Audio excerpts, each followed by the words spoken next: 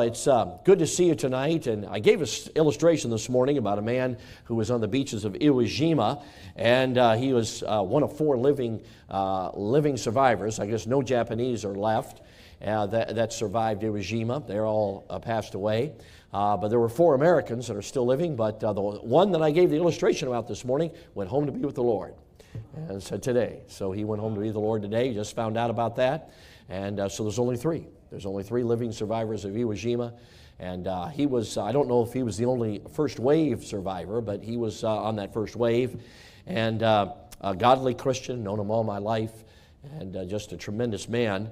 And but anyway, it was interesting today. I gave his story, and then found out this afternoon he had gone to heaven.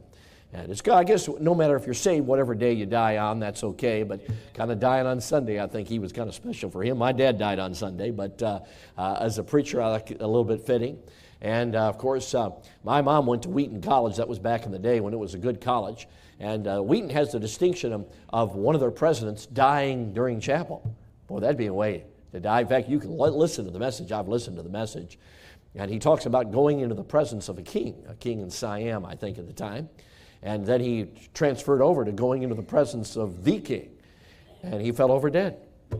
And he was in the presence of the king. Unbelievable. Boy, that's a way to go, friends. I mean, let's make it dramatic. If you're a preacher, let's go for it. But anyway, well, we've been on a journey. And sometimes when I'm preaching a series, I realize I can't deal with everything in the message. So we kind of set the table for the next message and then set the table for the next message.